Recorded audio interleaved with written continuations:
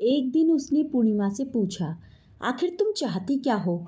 क्या मैं घर छोड़कर चला जाऊं या कुछ खाकर मर जाऊं? ना दफ्तर में चैन, ना घर में आराम। वहाँ अफसर जान खाते हैं और यहाँ तुम। नमस्कार दोस्तों, आपका बहुत बहुत स्वागत है मेरे यूट्यूब चैनल पर। आज फिर से मैं हाजिर हूँ एक नई कहानी के साथ।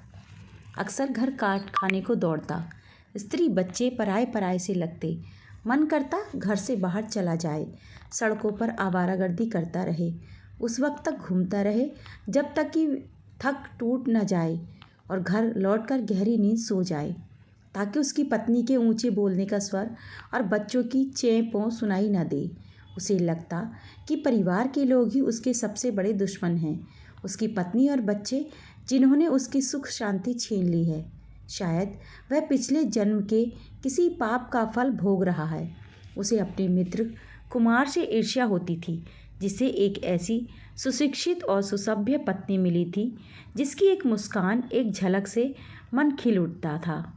यूँ तो उसकी अपनी पत्नी भी देखने में बुरी नहीं, परंतु 4 वर्षों में ही वह 3 बच्चों की माँ बन गई और अपनी दुनिया में ऐसे खो गई जैसे और किसी काम से उसका कोई वास्ता ही नहीं। खींच जाए तो बच्चों पर अपना गुस्सा उतारती है। अनूप ऐसा अनुभव करता है जैसे उसने एक बहुत बड़ी मुसीबत अपने सिर मोल ले ली है। क्या क्या सपने देखे थे उसने, क्या क्या सोचा था, सब कुछ मिट्टी में मिल गया। अब तो मौत ही उसे इस जीवन से छुटकारा दिला सकती है। एक दिन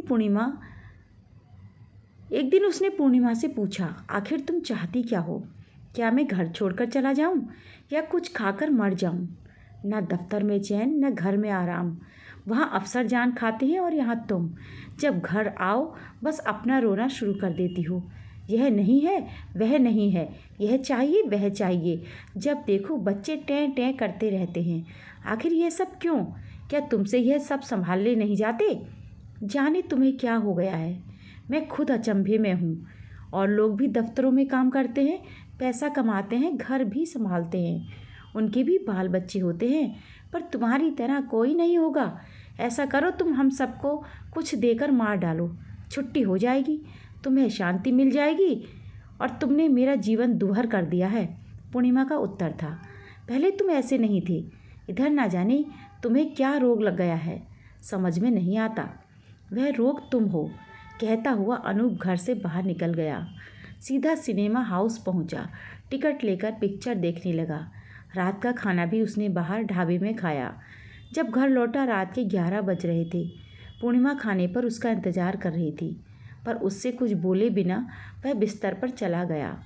फिर शायद पूर्णिमा भूखी ही सो गई। उसके बाद और कई बार ऐसा हुआ। एक दिन उसने पूर्णिमा से कहा, तुम अपनी माँ की क्यों नहीं चली जाती? वहीं खर्च भेज दिया करूँगा। पूर्णिमा ने जवाब दिया, ठीक है, अगर तुम मेरी सूरत नहीं देखना चाहते हो तो मैं तुम्हारी आंखों से दूर हो जाऊंगी। कल ही बच्चों को लेकर माँ के पास चली जाती हूँ। अनूप का बच्चों से मोह कम था।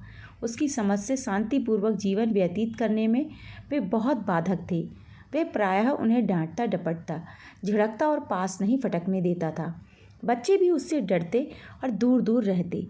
एक दिन जब रो रही बच्ची को उठाकर पलंग पर फेंक दिया था तो पूर्णिमा का जैसे खून सूख गया था। कहने लगी, यह तुमने क्या किया?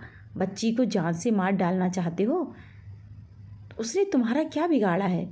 तुम मुझसे चाहे जैसा व्यवहार करो, लेकिन बच्ची को वह रोने लगी थी।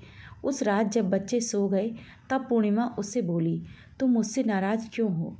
मुझसे क्या भूल हुई है? बोलो, तुम जो इतने बदल गए हो, ज़रूर इसमें कोई रहस्य है। क्या दिल में किसी और को बसा लिया है? अगर ऐसी बात है तो उसे भी यहाँ ले आओ, मुझे कोई आपत्ति नहीं। मैं तुम दोनों की सेवा करूँगी।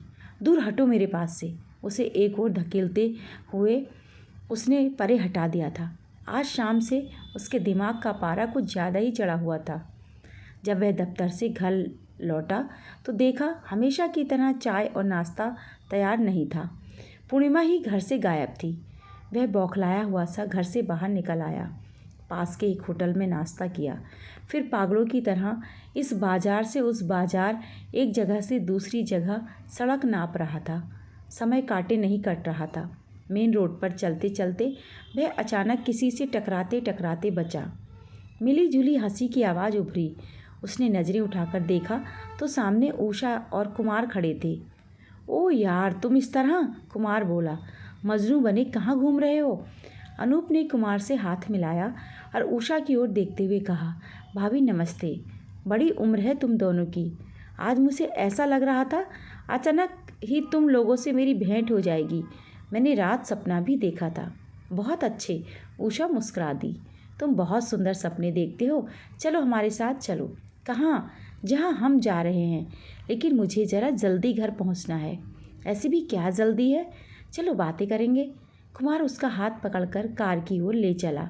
अनूप जब कुमार के यहाँ आया, उसे लगा जैसे वह किसी कला मंदिर में आ गया है। सुंदर बंगला, आसपास समान पेड़ों की छाया, सुरक्षित वातावरण, आकर्षक लॉन। कुमार की बैठक तो मानो एक आर्ट गैलरी है। दीवार पर टंगे कलात्मक चित्रों को देखकर मन प्रसन्न हो जाता है। वहाँ की प्रत्येक वस्तु प्रिय लगने लगती है और सबसे प्रिय श्रीमती कुमार हैं।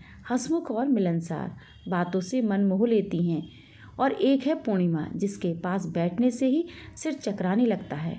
श्रीमती कुमार चाय बनाते हुए बोली, चीनी कितनी? बस 1 चम्मच, अनूप बोला और उसने भरपूर नज़रों से उसकी ओर देखा। श्रीमती कुमार बोली, भाभी से मिले बहुत दिन हो गए हैं, कभी उन्हें भी अपने साथ लाइए। वह क्या आएगी? अनूप मुंह बनाकर बोला। उसे घर के काम को छोड़कर और किसी काम से कोई दिलचस्पी नहीं। ठीक ही तो है, कुमार चाय की चुस्की लेते हुए बोला। हाँ, तुम्हें यही अच्छा लगता है? श्रीमती कुमार आंखों की पुतलियों को नचाते हुए बोली। यह चाहते हैं कि महिलाएं घर के बाहर ही न झांका करें। अनूप ने देखा, कुमार का चेहरा कुछ गंभीर हो गया था। श्रीमती कुमार बोली, अच्छा, एक दिन मैं खुद भाभी के पास जाऊंगी। उससे मिलकर तुम्हें मज़ा नहीं आएगा भाभी, अनूप निराशापूर्ण स्वर में बोला। क्यों? अर्थपूर्ण दृष्टि से उसने अनूप की ओर देखा। बस यूं ही। बीबी जी, नवीन बाबू आए हैं, नौकर ने सूचना दी। अरे नवीन बाबू? मिसेज कुमार का चेहरा प्रसन्नता से खिल गया। उन्हें यहीं ले आओ, नौकर बोला। वे कार में बैठे आपको याद कर रहे हैं। नवीन बाबू कौन हैं? अनूप ने कुमार से पूछा। श्रीमती कुमार बोली, नवीन से तुम्हारा परिचय नहीं है, मेरा मित्र है। हम सहपाठी रह चुके हैं। कंपनी में पब्लिक रिलेशन ऑफिसर हैं। बाहर से कार के हॉर्न की आवाज़ आई। श्रीमती कुमार ने नौकर से कहा, जाओ कह दो मैं अभी आई। यह उठकर दूसरे कमरे में चली गई। कुमार माथा झुकाए चुपचाप बैठा हुआ था। अनूप की समझ में कुछ नहीं आ रहा था। कुछ देर तक माहौल में चुप्पी छाई रही। अनूप बोला, कुमार तुम्हारी चाय ठंडी हो रही है। वह तनिक चौंका। श्रीमती कुमार एक नई सुंदर साड़ी पहने दूसरे कमरे से बाहर निकली और वैनिटी बैग हिलाते हुए बोली, मैं जल्दी ही लौट आऊँगी कुमार। और खट खट सैंडल खटखटाते हुए कमरे से बाहर चली गई। अनूप ने पूछा, भाभी अचानक कहाँ चल दी? कुमार धीरे से बोला, रिहर्सल के लिए। रिहर्सल? कैसी रिहर्सल? अनूप ने आश्चर्य से, नाटक की रिहर्सल। और किसकी रिहर्सल? नाटक? हाँ, जो कल्चरल शो होने वाला है ना, उसी के लिए। अनूप ने इस संबंध में कुछ नहीं पूछा। कुमार लंबी सांस भरकर बोला, रोज़ कोई ना कोई प्रोग्राम रहता है। आज नाटक तो कल नृत्य। उषा को न जाने इन प्रोग्रामों से कब फुर्सत मिलेगी। तुम उसे कुछ भी नहीं कहते? कुमार ठंडी सांस लेता हुआ बोला, साहस नहीं होता। नृत्य व कला से उसे बहुत पहले से ही लगाव है, और फिर सभा, सोसाइटी और सांस्कृतिक संगठनों के तकाजे। उसने अपना सिर थाम लिया। अनूप उसकी ओर देखता रहा। मैंने बड़े अरमानों से शादी की थी, लेकिन आज स्थिति यह है कि उससे जी भरकर बातें करने को मन तरसता रहता है। जब भी बाहर से घर आओ तो पाओ वह टेलीफोन से चिपकी हुई है, या उससे कोई मिलने आई है या आया है, और उससे सभा सोसाइटी की बातें हो रही हैं। किसी नाटक या प्रोग्राम की चर्चा हो रही है, या फिर चंदा इकट्ठा करने का प्रोग्राम बन रहा है। मेरे साथ उसे कोई चर्चा और बात करने की फुर्सत ही नहीं है। अनूप तब भी कुमार के चेहरे के भाव भांपता रहा। उस दिन वह रात 10 बजे तक कुमार के पास बैठा रहा। कुमार बता रहा था कैसे एक बच्चे के बिना सारा घर सोना सा दिखाई देता है। इतनी बड़ी कोठी उषा की अनुपस्थिति में काटने को दौड़ती है। यूँ तो यहाँ की प्रत्येक वस्तु सुंदर है, परंतु अर्थहीन और निष्प्राण है। उषा केवल कल्पना और सपनों की दुनिया में विचरती है। आर्ट, कला ही जीवन है। भावनाओं और इच्छाओं का कोई मूल्य नहीं, हर एक का एक समय होता है। जब अनूप कुमार के यहाँ से घर लौटा, उसके अंदर का तनाव कम हो चुका था। उसने देखा पूर्णिमा छोटी बच्ची को गोद में लिए लोरी गुनगुनाती हुई उसे सुलाने का प्रयास कर रही थी। उसने कहा, लाओ बच्ची, मुझे दो और खाना लगाओ। बच्चों को उसे थमाते हुए बोली, तुम इतनी देर से आगे शायद कुछ बोलना उसे उचित नहीं लगा। मैं कुमार के यहाँ चला गया था, अनूप ने नम्र भाव से कहा। तुम शाम को कहाँ गई थी? बच्चों को सर्दी खांसी है, इसलिए उन्हें डॉक्टर के पास ले गई थी। अनूप और क्या कहे, सोच में पड़ गया। शायद तुम इसी कारण गुस्से से इतनी रात गए घर लौटे हो। पूर्णिमा ने कनखियों से देखते हुए वह मुस्कुराते हुए कहा, नहीं ऐसी बात नहीं। अनूप आंखें चुराता हुआ बोला, चलो खाना परोसो, भूख लगी है। पूर्णिमा मुस्कुराहट के फूल बिखेरती हुई किचन में चली गई। अनूप की आंखों के सामने स्वर्गीय सौंदर्य की छटा बिखर गई। दोस्तों, ये थी कहानी। आपको कैसी लगी कमेंट करके मुझे ज़रूर बताएं और इसी तरह की नई नई कहानियों के लिए चैनल को भी ज़रूर सब्सक्राइब करें। वीडियो को लाइक और शेयर भी ज़रूर करें। कहानी सुनने के लिए आपका बहुत बहुत धन्यवाद।